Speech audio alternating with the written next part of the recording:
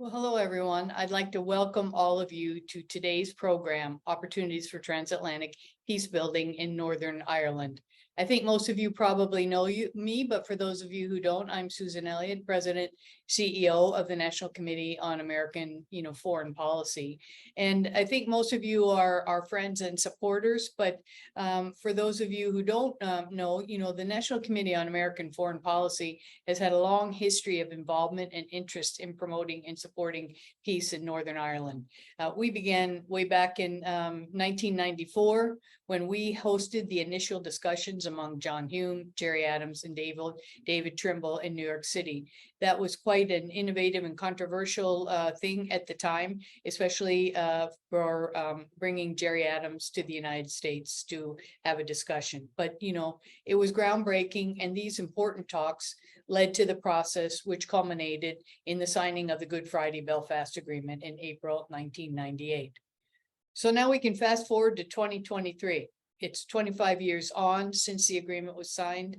The international community gathered this spring, back in April, to celebrate the anniversary, a diplomatic triumph which resolved decades of conflict in Northern Ireland.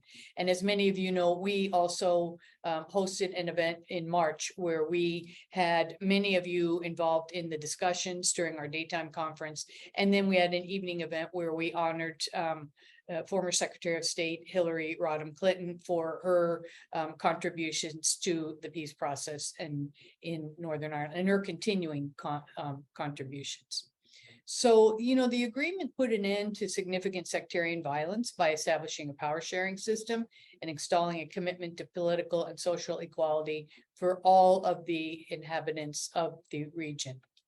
However, again, fast forward, Brexit and recent political events have significantly threatened that stability that was established 25 years ago by the Good Friday Agreement, and have caused many socio-economic frictions, in the region. I attended the events at Queen's University back in April, and one of the things that really has resonated with me is that, when the Good Friday Agreement was signed, there really was no anticipation that the United Kingdom would lead the European Union. It was the idea that there would be no borders among Ireland, Northern Ireland, and the rest of the United Kingdom. But the friction, has alarmed political leaders, not only in Northern Ireland and the UK, but, here in the US.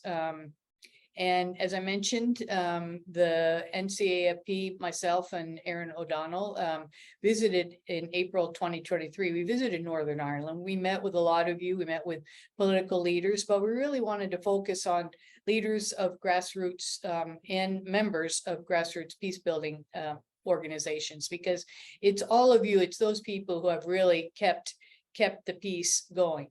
And so one of the objectives in the series of programs that we have had really over the last 2 to 3 years is to continue to highlight the concerns that people of all communities have in the post-Brexit landscape in Northern Ireland. For those of you who haven't seen it, we recently published a report. I'll ask that our staff put that link to the report in the website, or you can find it on our website at ncafp.org. But today I'm really honored that we've gathered a panel of experts from Northern Ireland to highlight some of the greatest political and socioeconomic challenges that the people of Northern Ireland and the Republic of Ireland and the rest of the United Kingdom face today. So before we get started, let me just briefly introduce our panel of experts. First, we have Emma D'Souza. She's the founder and co-facilitator of the Civic Initiative. We have Daniel Holder, who's the director of the Committee on the Administration of Justice. We have Charmaine Jones, who's Women's Spaces Coordinator in the Northern Ireland Rural Women's Network. And we have Eileen Weir, who's the Network Coordinator of the Shankill Women's Center. So just a few housekeeping things. If you want to ask a question, you can use the Q&A function, which you'll find at the bottom of your screen. Type in your question, and after we've had a little chance to have some discussion among the 5 of us, we will then open up and ask your questions, and time permitting, we'll try to answer as many of them as possible. So I guess I want to start off, maybe I'll start off with you, Emma, if you don't mind, because we have had a lot of contact with you over the past few years. But as you know, our organization has been working on a project on and analyzing how the U.S. can be an effective partner for Northern Ireland. And we were lucky enough to meet with you and many other organizations when we were there in April. And we're also, at least I, as an American, am very pleased that President Biden visited Northern Ireland and the Republic of Ireland during his trip in April. And then now he just visited the UK. So you can see we have really strong relations, among our countries. I'm also pleased that he appointed Joe Kennedy as a special envoy. So to me, this means that even though there's so many other things going on in the world, the conflict in, war in Ukraine, problems with China, problems with Taiwan, the U.S. does have a longstanding commitment to our important allies in the UK and in Ireland. But I'm wondering, just from your perspective, Emma, as a community leader in Northern Ireland, what you think the U.S. can do to continue this momentum so that we can continue to be a strong and helpful partner to the people, of the region. Thank you, Susan, and wonderful to be joining you again today for this chat.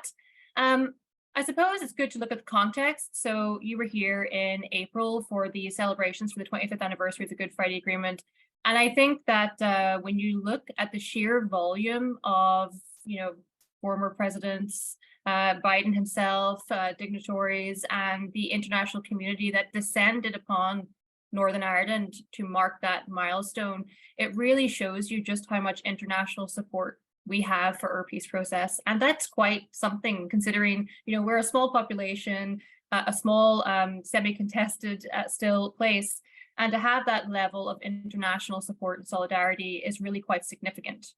This year, as you will have heard me say repeatedly, also is an opportunity to raise some of the unfinished work of the agreement. And sometimes I think we can be guilty of focusing on the wins and not necessarily looking at some of the stuff that hasn't been completed, things like Bill of Rights for Northern Ireland, like the Civic Forum for Northern Ireland, issues around legacy, which are still outstanding. And this level of interaction and engagement we've had this year to mark that milestone strikes me as a great opportunity to look at those issues in more detail and to sort of roll up our sleeves and get going on trying to advance some of the unfinished work of the agreement itself. And of course, the US has a significant role to play in doing so. One thing that I have suggested previously throughout this year is the establishment of an implementation committee. We know from looking at other peace agreements that peace agreements often falter when it comes to implementation. And I would argue in some ways the Good Friday Agreement is no different, because there are significant portions that have never been actually implemented, despite the fact that it's now been a full generation since the agreement was ratified. So if you put together an implementation committee that has US, UK, and Irish stakeholders, they can work collectively in trying to review the agreement and establish an implementation plan to try and bring forward some of that work. That really is a missing component of the peace process. Other areas that there's a lot of scope for building relationships is there's a lot of appetite in Northern Ireland, particularly within civic society, for more interaction and more engagement with US stakeholders and those who are invested in our peace process. And it would be great to see more transmission of learning between Northern Ireland and the US around how we can work collectively to advance policy positions and advance areas around the peace process. And then, of course, there's investment. You will have heard many of us speak before about the challenges for civic society when it comes to funding, and that remains a significant problem. We were talking there in April about women's role in peace building. At the same time, there were places like Derry Women's Centre that were having to let go of 6 staff that week because of funding cuts. So the lack of funding for civic society remains a systemic problem. Well, I think that, you've hit on a lot of the good, points that I think that the US can play an important role on, and one is funding, but one is even just, being aware of the issues that a lot of communities face. And I know, Eileen, I wonder if maybe from your perspective, because you're a longtime worker with, with people in the community, how you feel about not only what's happening in terms of support for community projects, but how maybe the US we could capitalize on all this momentum that we've had with the anniversary and see it into the future. Yeah, thank you. I want to thank the committee for giving me this opportunity. It's not very often that us grassroots people get our voices heard, so I welcome it, and great to see my rural counterpart Charmaine there as well. And all that Emma has said, is vital, and it all needs to be done. But that's at a different level from where I'm at. I am grassroots. I work grassroots. I don't want to be anywhere else, only grassroots. And the lack of investment in women's organisations, in particular from the British government, is a disgrace, just to say the least. I just secured funding there a fortnight ago. I'd lost my funding at the end of March and just secured it from the Department of Foreign Affairs 2 Thursdays ago. I've been asked many a time, and even last night I dreamt about what can America do, and the thing that I think doesn't be looked at here in any shape or form is integration of education within the women's movement. We have fantastic support from America for our integrated education, which is welcomed. But that integrated education starts in the women's organizations, because we're integrating women from right across all the communities to sit down round the table and be educated together. And the majority of those women who have children here come through our education system do send their children to integrated education because they see a benefit in it. But unfortunately, a lot of the women's organizations is kept in hand.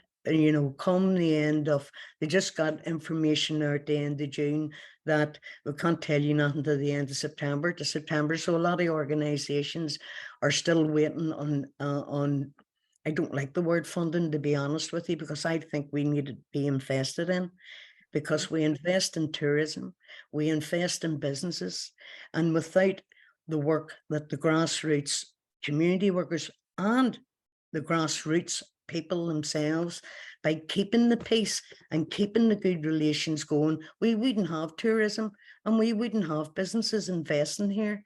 So it's time, I believe, that people sit down around a table and be serious about investing in the people who have kept the peace for 25 years. Now, a lot of other stuff needs to happen, as Emma has said, but that's not at the level that I'm at. I campaign for all the things that Emma's doing, but that's me campaigning. But when I'm talking to women at grassroots level, they're worried about where they're going to go if their women's centres or women's organisations disappear, because a lot of 40 plus who've lived through the conflict are still holding on to a lot of trauma.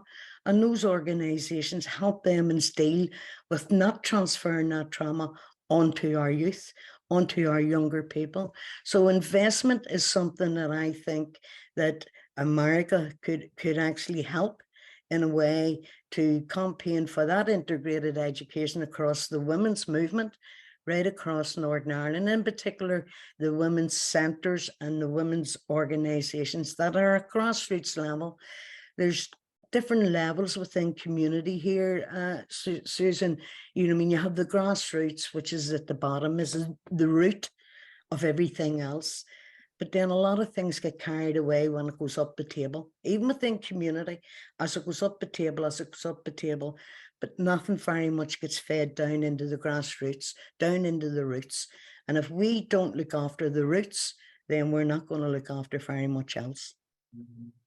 Well, I would agree with a lot of what you said, Eileen, especially in looking at education, not just in Northern Ireland, but in the US and around the world. If you don't invest in education and, trying to prepare the next generation to be different than the previous one, you won't ever solve problems. And I think that's one thing that sort of came out to me is, in April, that there was a lot of, as Emma mentioned, a lot of really good attention from people all over the world to the accomplishment that the people have made of Northern Ireland, because there are very few, if any, societies who have been able to, resolve their conflict. But it's not something that happens overnight, and there's still 25 years on, a lot of work to be done. And we wouldn't have, it was great to sign in 1998, but without people like you, things wouldn't have progressed the way they did. And wonder maybe if Charmaine, as long as we're talking about this from your perspective, what not only the US could do, but what do you think the investment or the needs are for the communities that you work with?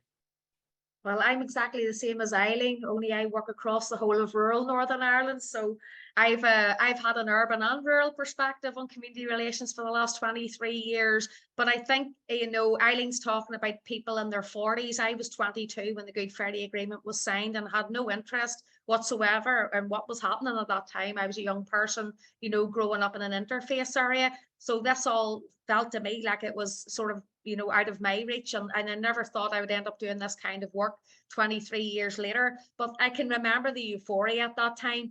And I can remember everybody just being overly, really, really happy that, that there was peace at long last. But I think in terms of the work that I do, I know whenever you guys visited us in April, even to be invited to speak to you and to let you hear our voices from a rural perspective about what was happening for rural women across Northern Ireland and the critical role that we played, it really, meant a lot to us, because I have to be totally honest, in terms of all the Good Friday Agreement celebrations, the rural voice and rural women were missing from that.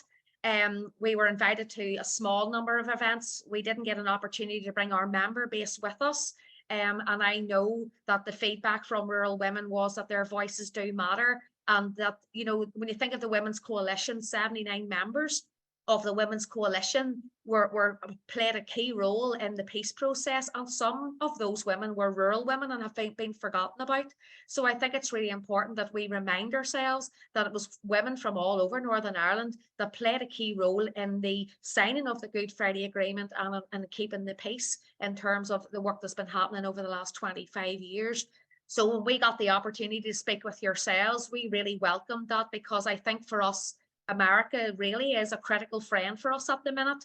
I feel like we're pushing a boulder up a very large hill, and we need people from the USA to help us do that, to support us whenever it comes to all the issues that we're facing, particularly around Brexit and border communities, around all the poverty and socio-economic issues that are happening. A lot of rural women are really feeling the cost of living and the income crisis, more so even than their urban counterparts. So I think with budget cuts as well, the civic society has really had a hit, particularly from April time, even from the celebration events. So I would see the role really to push the UK government to further support Northern Ireland community organisations, and as Emma said, the cuts to the women's sector has been huge, and also push the Northern Ireland government to get back to Stormont again and get back to work, and support all the citizens of Northern Ireland, no matter whether they're green, orange, none, or minority ethnic communities. There's nobody that I know at the minute hasn't been touched by Stormont not up and running. So I think that's a really critical piece of work going forward, is that, the 1.8 million people's lives are being affected as we speak, because we have no functioning executive, and that's very critical for us, particularly working with rural women, because we have really we've heard and felt the impact of that. And whenever you have poverty, then you have political instability, and then you can have the potential for conflict and violence. So it's all interlinked in every way. Yeah, and I think, Charmaine, you raise a good point about the Good Friday Agreement is that, Stormont was the whole concept of power sharing was an integral part of the Good Friday Agreement. And yet for a good part of the last 25 years, Stormont hasn't really been able to function effectively because of, well, for a variety of reasons. But I think you're right. I don't know how the issues that people are facing now can be addressed without, having a government and representatives to, to talk about and try to figure out how, especially at a time when, you've lost EU funding and, how are you going to get funding either from the Northern Ireland executive or from the UK government if no one is really meeting, to talk about that. Well, one of the things I want to now turn, just maybe shift a little bit and talk to Daniel about, the things that his organization does. And I'd like to talk a little bit about the Legacy and Reconciliation Bill. That came up frequently in a lot of our discussions and in many of our programs here in the US. There are a lot of people who are interested in this controversial legislation that had been proposed by, the UK government. And the latest that I've read, and I want Daniel maybe to update us on this, is that the legislation failed to be passed into law before the summer recess. Doesn't mean it's off the books, but there's some time to maybe, hopefully, to rethink and, to talk more about this. I know that many on this side of the Atlantic have encouraged the UK government to reflect on the controversial legislation and perhaps reconsider it.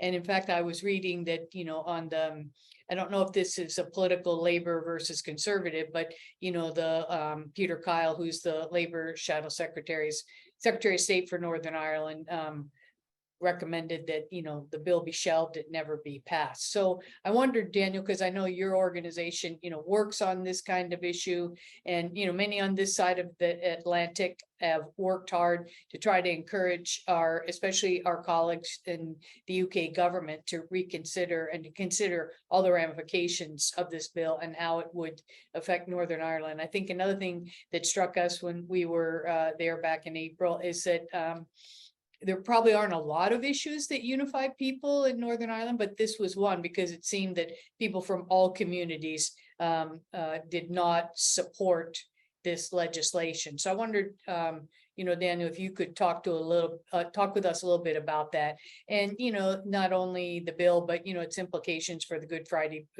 Agreement and beyond. Well, thanks very much, and thanks again for the invitation. Yeah, this is a shocking bill, and I mean we'll start with the implications for the Good Friday Agreement. This really tears up core provisions of the Good Friday Agreement in a number of ways. One of the key achievements of the Good Friday Agreement was the framework brought in by incorporating the European Convention of Human Rights into Northern Ireland law. Key part of the Good Friday Agreement. This bill tears up that provision insofar as it relates to legacy cases. It guaranteed direct access to courts and remedies. And those remedies through the sort of reformed justice system are something that's really at its height at the moment. A lot of families are getting results out of inquests, results out of police ombudsman investigations, results out of civil cases or independent police investigations in particular. This bill will close all that down. That's one of the things it will do.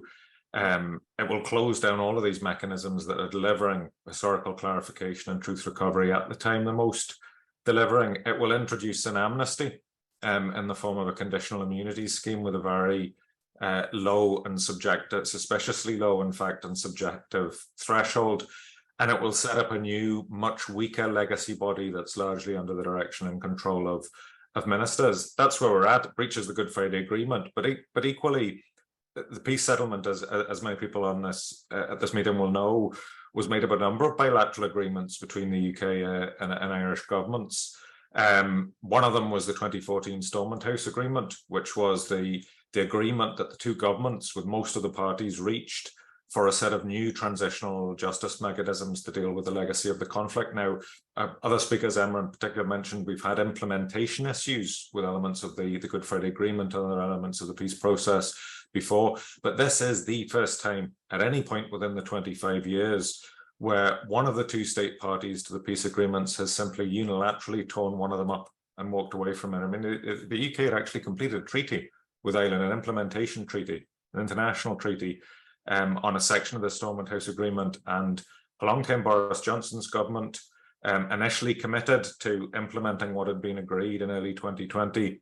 Within a couple of months, had torn it up and introduced this piece of legislation, which also breaches the Good Friday Agreement in the manner in which it reaches in to the transferred justice powers that were put in place on the back of the Good Friday Agreement, and actually overrides what's in the agreement and the outworkings of the agreement about local control over the courts and police investigations. So where the bill is at, it's, as you've already said, it has had almost universal opposition here, strongly opposed by the Irish government as well. It has been very heavily opposed within the Council of Europe human rights mechanisms, the Committee of Ministers, and the Commissioner for Human Rights have issued very strong statements.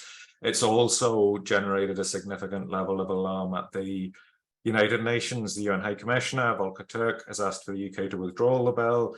That was on the back of a UN assessment by special procedures mandate holders. And I'll just give you one quote from that. If approved, this bill would thwart victims' rights to truth and justice, undermine the country's rule of law, and place the UK in flagrant contravention of its international human rights obligations. We've had numerous statements like that. We've also had some very helpful statements from groups within the United States, including the Ad Hoc Committee for the Protection of the Good Friday Agreement. All of these interventions have been welcome.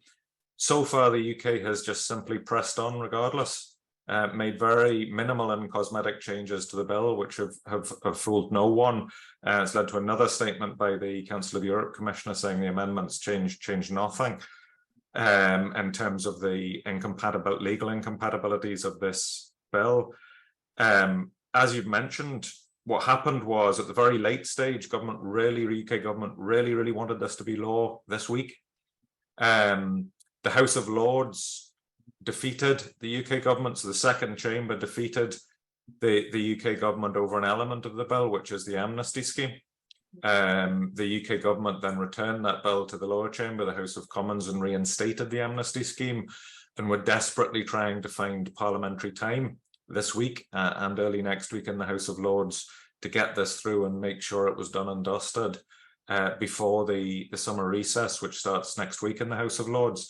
They didn't succeed in finding a slot, so the final session on this will be on the 5th of September, and thereafter it'll become law and will start to close everything down that is currently delivering for victims and families, and set up a new institution with a target date by the 1st of May. So, I mean, in terms of what can be done, it is not too late for US pressure on the UK authorities to stop this bill, and it forms part of a wider trend. I mean, if you think back to the Good Friday Agreement, we had that action of the incorporation of the European Convention of Human Rights, and that being centerpiece. Remember, the convention is what was drafted up in the aftermath of the Second World War, very much similar with the Universal Declaration, but it really was a never again moment of having a basic set of international laws within the European region to prevent the kind of horrors that we're seeing within that region. UK government was always a very strong supporter of this, and at that time incorporated it in the Good Friday Agreement. It's a measure of how far we've slid back in the last 25 years, that we actually have a British government at the moment whose ministers are openly talking about what would be following Vladimir Putin out of the European Convention of Human Rights, following the path that Russia has taken to withdraw from the convention. That's alarming, and I think US pressure on what is an issue of the UK's international obligations would be welcome. I think US intervention in support of the Irish government would also be very helpful. We were never, whilst all the pressure needed to be built up, we were never confident that this could be defeated within the UK Parliament as such, because government has the numbers. But we've always been very hopeful that this can still be defeated, and it will be defeated in a courtroom. If it's defeated in the domestic courts, which I'd hope it would be, the problem is it may take several years to get right up the system to the UK Supreme Court, and if necessary, beyond. The Irish government can actually lodge a fast-track legal application in what's called an interstate case directly to the European Court of Human Rights in Strasbourg. It's done this before, of course, Ireland versus the UK, about the use of torture in the 1970s. So the Irish government can certainly do that. And it would be a big political call for them to do that, to stop this bill. And I think it would be very helpful for Dublin to know that if it did take that course of action, it wouldn't be isolated. In doing so, I'm sure it could count on other member states of the Council of Europe, because they've repeatedly voiced the same concerns within the Committee of Ministers in Strasbourg. Yet to have support from the US would I think really strengthen Dublin's hand in hopefully challenging this egregious piece of legislation.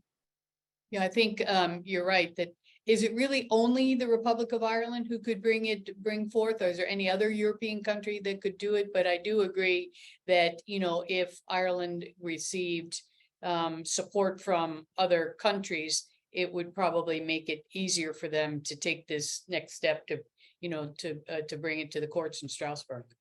Yeah, I mean, in theory, any Council of Europe member state could take such a case, but obviously Ireland is placed in a particular good place to take such a case, not least because this breaches bilateral treaty-based agreements with Ireland, the Good Friday Agreement being one of them. It also breaches the Stormont House Agreement, which was also with Ireland, and it also, of course, relates to a legacy of human rights violations on the island of Ireland, the vast majority of victims of whom would have been Irish citizens. So that the standing of the Irish government in relation to this is fairly prominent, and but I think it is important that it would receive support in that approach.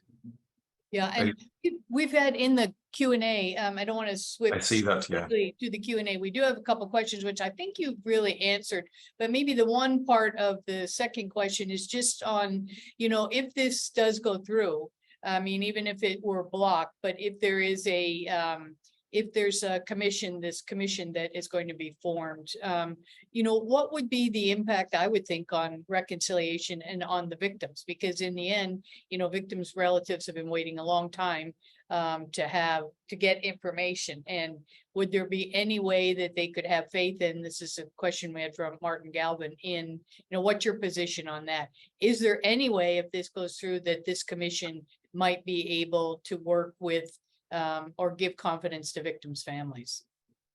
Yeah, I mean, thanks for the questions. I can see them there. In terms of our own position on the legislation, our own position is that it is unfixable and irredeemable. That there are no tweaks to this legislation that would fix it, and that ship has sailed anyway. The bill cannot be amended in a substantive way anymore. Only the issues that the Lords dealt with can now be touched. This bill is going to have a disastrous impact on reconciliation. It's going to leave grievances not being addressed, and it's going to leave a poisoned legacy for many, many years. That families not only will have been, and families of all victims of a conflict will not only have been delayed investigations, opportunities for justice and truth, but some of them will have had those opportunities snatched from them at the very last minute, when their existing mechanism is closed down. So it's extremely concerning. I mean, it's very odd. They put the title of reconciliation in the bill, but I mean, who's it supposed to be reconciling? All the people who it's supposed to be reconciling are steadfastly opposed to the bill from very, very different perspectives. All of our political parties oppose it. So it certainly isn't going to further reconciliation. In reality, the reason why the word reconciliation has been inserted into the bill is to try and they've obviously looked at the European Court's case law on amnesties and noted that they can only be in place when they can contribute to reconciliation. It's very limited case law. So essentially it looks like that's just been inserted in almost as an afterthought to give the bill a bit of legal cover. But there's clearly no, and I don't think, even when ministers have been questioned, look, how many people do you think will really come forward to this commission, whether Republican loyalist or members of the security forces? Their answer's been maybe one or two, or very few. That even they don't have confidence that this is actually going to work. Yeah, that's unfortunate. I don't know, just before maybe we move on a little bit, either Charmaine or Emma, you know, from your perspective or your communities, what I think looks like we lost Eileen, but hopefully she'll be able to join us back. But, you know, how the effect that this legislation will have on, the people that you work with? Maybe Emma, it looks like. Yeah, I'll just reaffirm what Daniel has said. I mean, it is an unworkable and unfixable piece of legislation, and it is going to have a significant impact on victims and communities here in Northern Ireland. And Labour have said that if they get into power in the next government, they're going to scrap this legislation, but the damage is already done in terms of the impact on victims and communities and on reconciliation.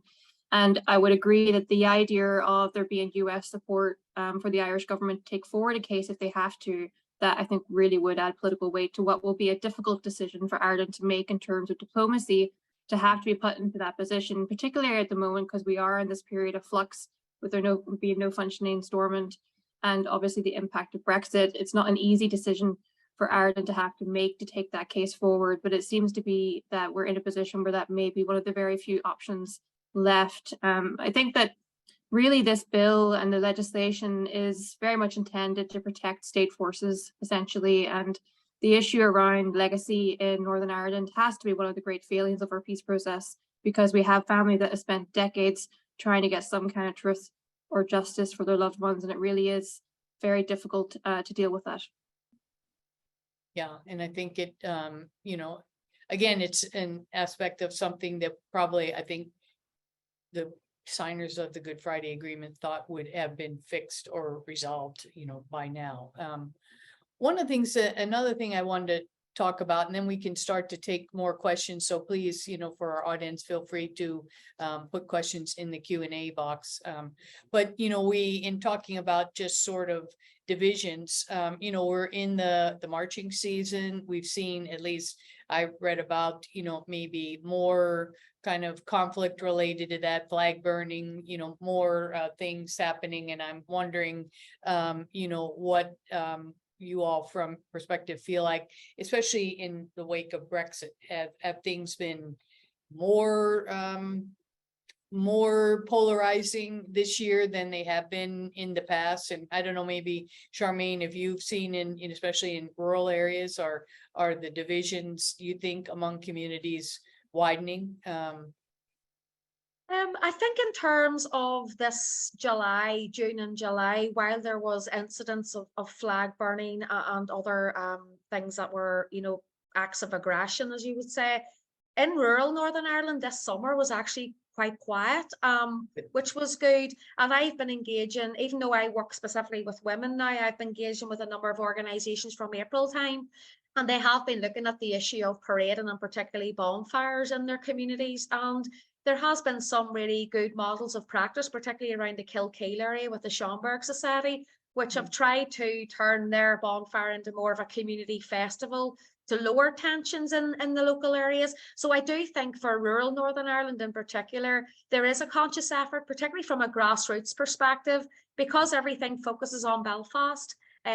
Rural communities really have to try and address their divisions themselves. And by doing that, there's been organisations such as Alternatives NI who've worked very hard in the County Armagh area over the last 3 months to try and reduce tensions around bonfires.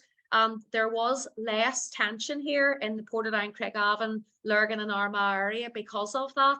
And there's bands forums, Londonderry Bands Forum, Armagh Bands Forum, who have been working really hard to try and make sure that there is less conflict in rural areas and in the city of Derry, Londonderry. So whilst there was the biggest world record bonfire up in Larne, we didn't have any of that in rural Northern Ireland. But again, those incidents seem to go off peacefully, but there was the odd incident, I think. But the Orange Order themselves have announced recently that they are going to reduce their parade to 3 miles to try and reduce antisocial behaviour, specifically in Belfast. So, you really have to look at it. Is the government addressing this through the work that they said they were supposed to do through the report on flags, culture and identity, which was launched in 2021 and sits somewhere nicely on a nice dusted shelf in Stormont? Or is it grassroots community groups that are trying to do this? And yes, it's not perfect by any shape or form, but at least community people and community organisations are trying their very best.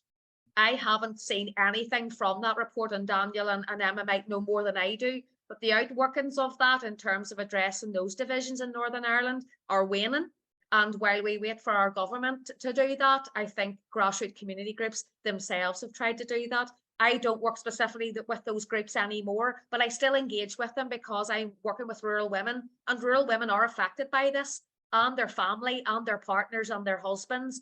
So it's good that I keep connected to that. But I do think tensions this year were significantly reduced in relation to other years. But again, that was all down to the community and voluntary sector alone. Yeah. Along with PSNI and the Housing Executive and Council, I have to say that they did play key roles in specific areas too. Well, that's good. That's good to hear. Either Emma or Daniel, do you have any thoughts on? Yeah. I think this plays into the issue. I totally agree with Charmaine in the sense that the defusing of tensions and all the good work is being done on the ground. There is no real governmental strategy to dismantle paramilitary intimidation as it presently exists today. And I think there are much broader questions around the state response to ongoing paramilitarism. By that I mean there are a few dissident sort of Republican splinter groups, but they're very small and marginal. The situation on the loyalist side is much more complex in terms of loyalist paramilitary groups. Yes, you've some who have transitioned, you've some who would be willing to do so, but you've still organizations that have vast memberships that are still largely intact. So still unlawful organizations. The state and police have looked at some of their activities in terms of organized crime and things like that, and have a task force dealing with those issues. But a lot of the broader acts and illegal acts that they're engaged with that affect people on the ground, there is no strategy to deal with them. I mean, Charmaine mentioned the Flags Commission report that's gone absolutely nowhere. The significance of that is one of the big problems we have is that in many areas, loyalist paramilitaries still shape housing, shape who can live in the area and who can't live in the area. And will put out Catholics, ethnic minorities, dissenting voices from areas within their control. And what's the state response to that? Well, the state response to that is usually to verify that the threat is real and move the victim and take next to no action, if any, against the organization or perpetrator that's felt to be responsible. So we're a long way. If you look at the promises of the Good Friday Agreement, that women would have full and equal rights to political participation, that there'd be freedom from sectarian harassment, that politics had to be pursued through exclusively peaceful means, we're a long way from that being reality in many areas of Northern Ireland where there's still a high level of loyalist paramilitary control. And the state response to that, the response of public authorities, is largely to manage it, not to seek to dismantle it. The issue of flags delves into that in the sense that quite often loyalist paramilitary flags, or even sometimes sort of normal national flags, will be put up for the purposes of sectarian intimidation from housing.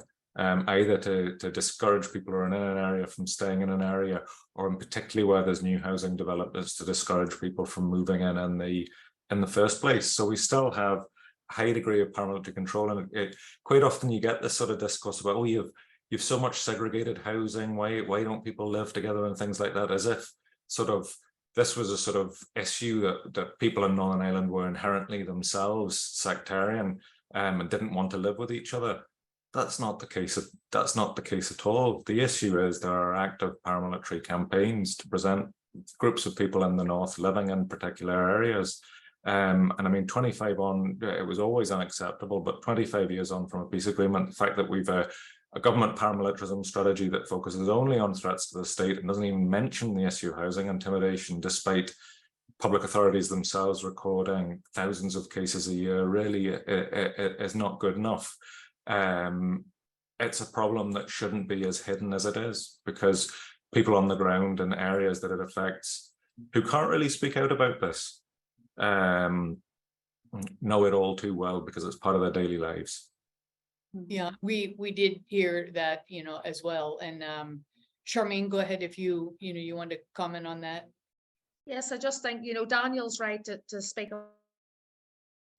You're on mute. You muted yourself.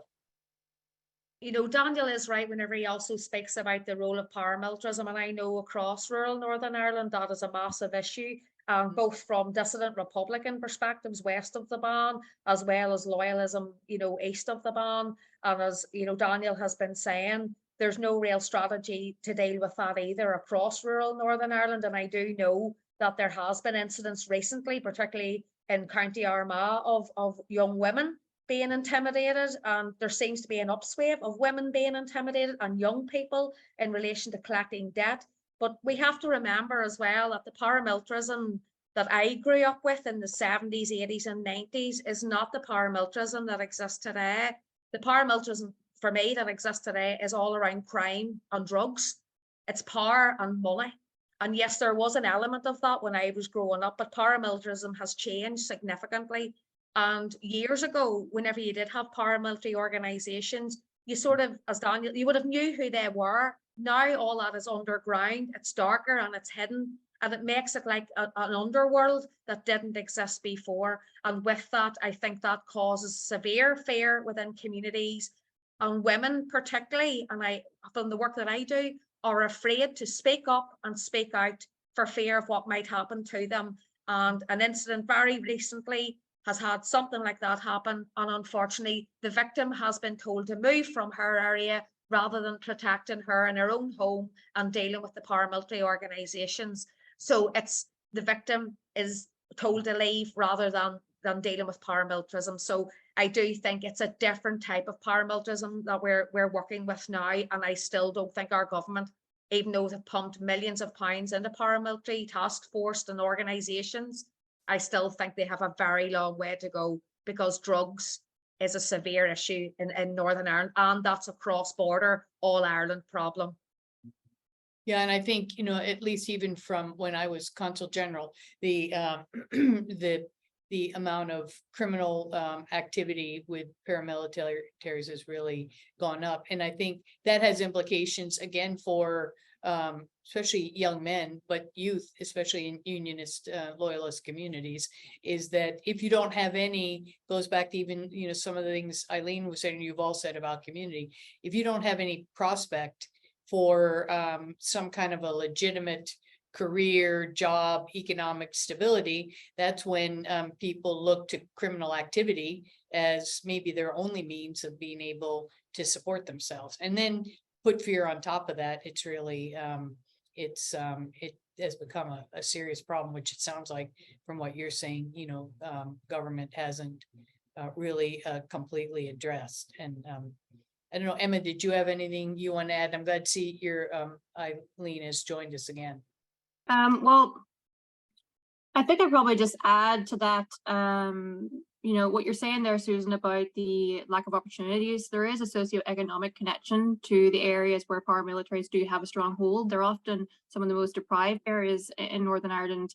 Reporting suggests there's as many as 12,500 active members of loyalist paramilitaries. And the challenge we have, in my view, is that paramilitaries are not just accepted but normalized really in Northern Ireland. We have these ads on TV that are akin to safe driving ads to talk to you about, you know, how paramilitaries are not there to protect you. And we have these adverts being shown as if it's totally normal for them to exist, when 25 years after the Good Friday Agreement, we really should not still have to have this conversation. And they aren't being dealt with in a way in terms of the policing that should be appropriate. The point that was made there by Daniel about the flags, like there is an incident where there was a flag put up in front of a integrated school for intimidation, and rather than take the flag down, the police said that it would cause more tension if the flag was removed. So despite the fact that local MLAs and parents and the school were asking for the flag to be removed, it had to stay there because the police felt that those who put it up there were to kick off if they took the flag down. So it is really a systemic problem. And whilst, of course, there are a lot of bonfires that take place over the 12th that are peaceful, there are many that still have effigies, that still have Irish flags, that still have sectarian signs. And this is a systemic problem that's not being addressed as well. I mean, when they're burning the flag of Ireland, they're burning the flag of their neighbours in what would be perceived in any other Western democracy as a hate crime. So that's something that we do need to still address, and it is not being addressed in an effective way. And there were a couple of attempts this year to stoke divisions, to parade in areas where there hasn't been parades, and to try and open up old wounds. I think that kind of feeds into part of the issue we have around unionism feeling perhaps under siege with everything under the protocol. And so whilst there were a lot of peaceful bonfires, there is still that that tendency within some communities to feel like they're under threat. Yeah, I think we heard that as well, but we also heard what you talked about, and I'd heard this even before. I mean, when we talk with people during the pandemic, is that sometimes, even though people, especially in loyalist or unionist communities, do not like what they see paramilitaries doing, they don't feel that the PSNI really supports them or addresses the issues, just like Charmaine, has said. Therefore, they go along with what's happening. We do have a couple questions. Go ahead, Charmaine. Yeah, I'm just going to say as well, in terms of what's happening in Northern Ireland, even though unionist and loyalist engagement in this activity is 4 times what it is within Republican and nationalist communities, it is important to remember that it does happen between both. And on the 15th of August, there will be exactly the same as what happens in loyalist areas that will happen in nationalist areas. And because I've worked across rural and urban Northern Ireland, I've got a vision. I've been able to see the whole of Northern Ireland as one large picture. And what one community is doing is certainly replicated in the other, and vice versa. The numbers may not be the same, but the same activity does happen. And a police officer was injured, severely injured recently in County Tyrone, through violent dissident Republican acts, and nearly lost his life in front of his children and 200 young people. So we can't forget that dissident Republican activity and loyalist activity should not be tolerated in any shape or form, but that both are a mirror image of each other. And we shouldn't forget that when we're talking about Northern Ireland. The divisions are between both communities, and both communities express culture and identity in very similar ways, unfortunately. I think it is worth noting actually on that, Charmaine, that there was a decision made just this week where there was quite a controversial bonfire that takes place in Derry, typically around that date in August, that has at times had Union flags on it and other such objects with sectarian signs. That community has now decided that bonfire will no longer be taking place, and they're not going to be having one this year. I think that shows leadership in terms of recognizing that this was a point of antisocial behavior. It was a point of division, and that community has now said that bonfire will no longer take place. So what we need to see is those kinds of decisions and leadership happening across other communities as well. Well, and I would I would say that, to Charmaine's point, when this was back in discussions I've had, and this was with nationalist politicians, when I made some comment about it, seems like a lot of the criminal activity is more focused on, loyalist or paramilitary groups. That person said to me, no, we have the same issues, maybe not to the same extent, but we can't just ignore criminal behavior, no matter what community it's involved in. And, maybe going along with this, and especially because Charmaine talked about, things are more peaceful than they have appeared to be in the media this summer. One of the question we have, it talks about, again, diverse voices, I'll just kind of paraphrase, are important in an inclusive society, but they talk about the media and how the media always seems to structure debates around polarizing minority points of view, when in fact, the majority, and I think what I'm hearing from all of you, and I've heard from other grassroots community leaders, is the majority of people in Northern Ireland try to live inclusive lives. But these kinds of things we've discussed are, barriers to that, whether it's fear, whether it's lack of funding to help bring people together. And so the question is, this can be to any of you, but, what kind of responsibility does the media have to try to have kind of cross-community and more diverse reporting? I think even in the US, in many places, media can be divisive, but do you have any thoughts on that, for that question? Yeah, I'll maybe jump in quickly, Susan, just because I also am a member of the media, so I see two sides of this argument. The challenge we have is that Northern Irish media tends to lean into what I would say is a negative media bias, where, sensationalist headlines or divisive news stories, it's nothing new. It is something we see globally in the media, but when you are in a post-conflict society, there is perhaps a consideration in terms of whether or not you're leaning into a peace narrative, or whether you are actually stoking division and tension. And certainly we do have incidents in the media in the Northern Ireland context that do create divisions and sort of amplify minority viewpoints. Anti-Good Friday Agreement viewpoints can be quite prevalent on the the airwaves in Northern Ireland. So I think that there is a responsibility around how you get that balance right in terms of what voices are being heard. Often the more moderate voices are not being amplified. And we also have a complete lack of diversity when it comes to representation in terms of not having sufficient level of women in the media, in terms of not having ethnic minority representatives in the media. There's a significant growing community in Northern Ireland who are from other countries and who simply are not being heard. Their viewpoints are not represented. So how you address that is very challenging because it requires the media to have a look at its own balance and its own diversity, and that's not something that can be easily achieved. But certainly I think there's an argument to be had, and they are happening in some places. The National Union of Journalists had a recent debate around this, and there was another journalism conference that was held just a couple of months ago about how we try to greater represent society in the media in Northern Ireland. That's good. Now we're almost out of time, but why don't we go to you, Eileen, then Daniel, and then maybe we can kind of wrap up with your, quickly your thoughts on not only what the US can do to help you, but one of the questions, and I think this is something that we at the NCAFP are always looking for, is that whether it's been fully implemented or not, the Good Friday Agreement really is an example of how the people of Northern Ireland have been able to resolve a conflict in a way. But how can we continue to not only support that, but then help other people in conflict around the world? But anyway, Eileen, go ahead with your thoughts. Yeah, our media don't share the positive stories that's happening at grassroots level.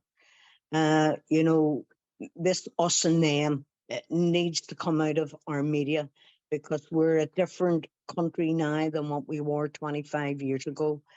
And I don't like talking the orange and green card, because if I talk the orange and green card, I'm leaving our Chinese community out, our Indian community out, or people who have came and settled in this country. So, it's about talking about a new society, and it's a multinational society now. But there's stories like, I work with loyalist and unionist. I don't do any single identity work. But last week at my meeting that I had, one of the girls, I'm calling her a girl, but she was 72 years of age, who took a bonfire off of paramilitaries about 10 years ago and insists they don't get it back because she wants to keep her culture the way her culture was.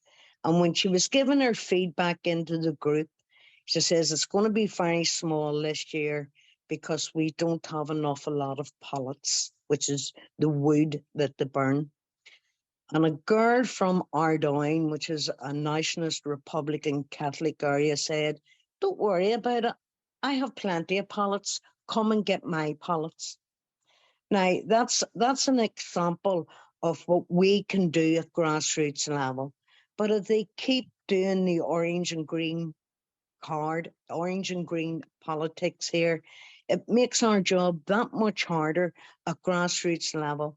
I have women coming onto the Shankill now, doing their shopping, which is from West Belfast, doing their shopping, getting their taxis to pick them up from the women's centre. People from the Shankill going over to the falls. Those stories are not told.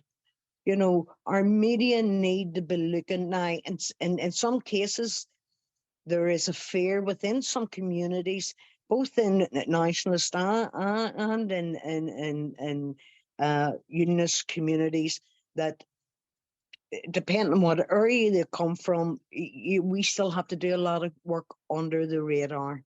So it wouldn't be very safe for women to speak out and say what they're doing with other communities, because there's a fear factor internally, not external. So there's more of a fear external or internal than what there is external. And we get that, and you don't want that, the media, to have it. but there's a lot of positive stories there. You know, I work right across North and West Belfast, which has been one of the worst hits. But in saying that, we're not the only ones. And, you know, I mean, we always have to keep in mind that we have our rural communities. Everything doesn't start and end in Belfast, but actually everything that starts and ends as media grabs a hold of it, if it is Belfast. And there's not enough programs there on the good work that it's been done by ordinary women who are not being Yeah. funded to do it at Yeah. grassroots level. I agree.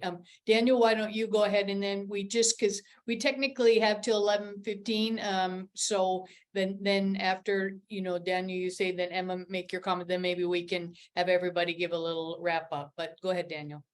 Well, thanks very much. I'll maybe deal with the media stuff and then maybe some of the other questions that are in Yeah. the chat, if that's okay. The media stuff, I mean, just to add to endorse and add to what's been said, the other dimension to this, of course, and this is an issue as much in the US and elsewhere as it is with us, is, well, I'll give you two quotes of things that were said recently.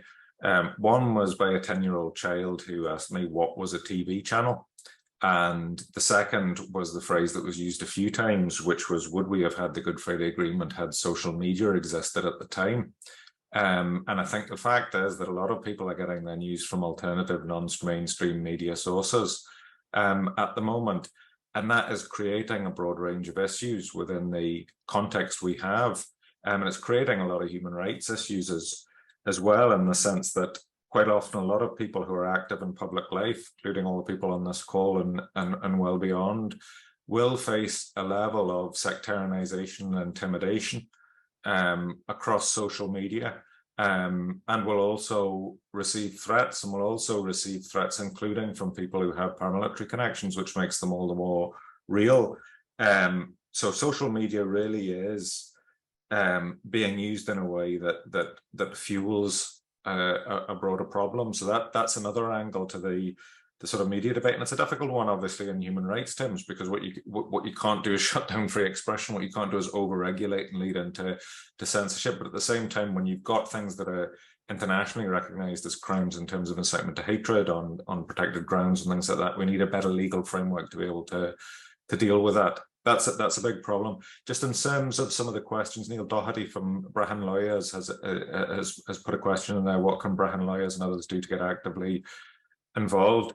I think at the moment, just to go back to some of the other stuff, be very keen not only for Brehon Lawyers and others to put pressure on the UK government, but also to engage with the Irish government and voice support and put a bit more of a push on this issue of an interstate case, because it really does seem to be the primary vehicle by which we can stop this legacy bill. That would be very helpful. Another, and we're very happy to engage with you on that as well. Another question around the Good Friday Agreement, lessons Northern Ireland can take. Well, look, one of them is we had a relatively successful process of policing and justice reform.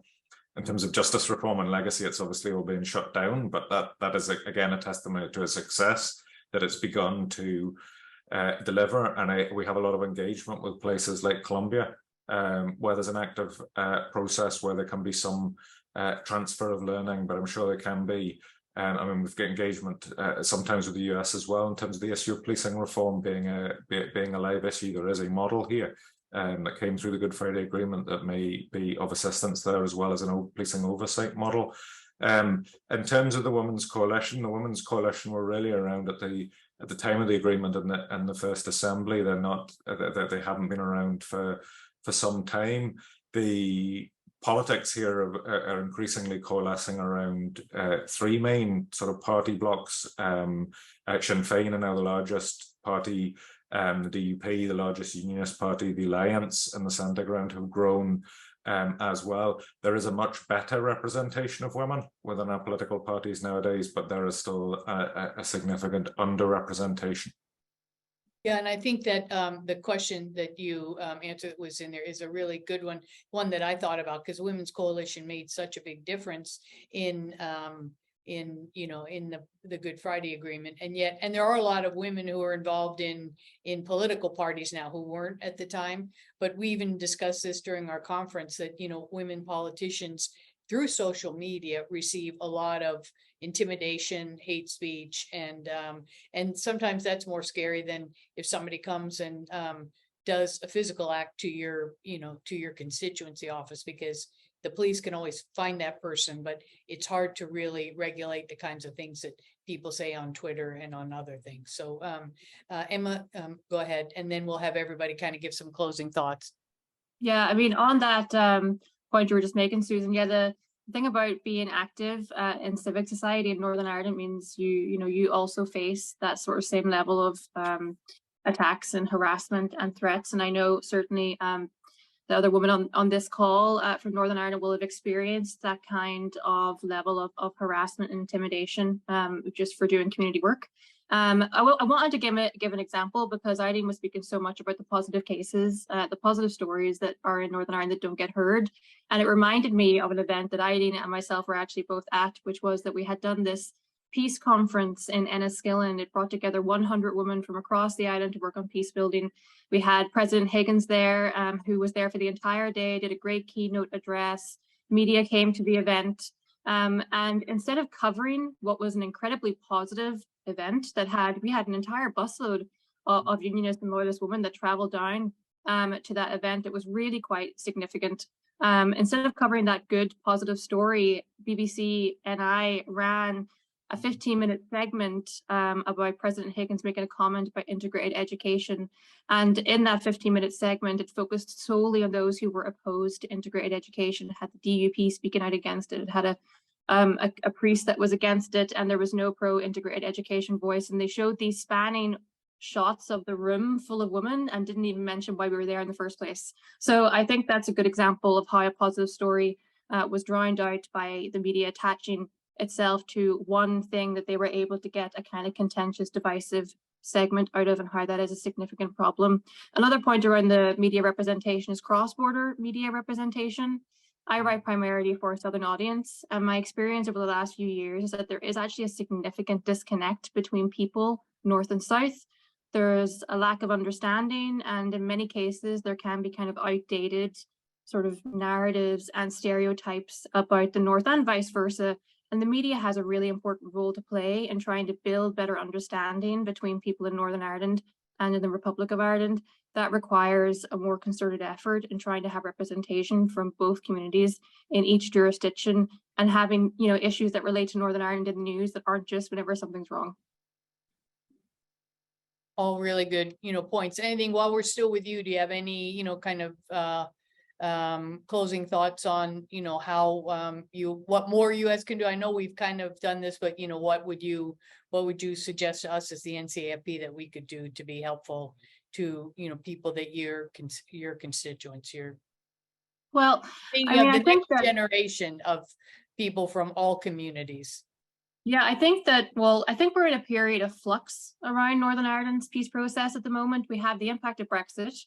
We have shifting demographics, changing political attitudes. We've got the Alliance Party now becoming a really significant political force. We have obviously significant conversations growing around constitutional change and whether that might be something that happens in the future, with a border poll being talked about now quite often on mainstream primetime TV and radio to a degree that simply was not happening before the Brexit vote.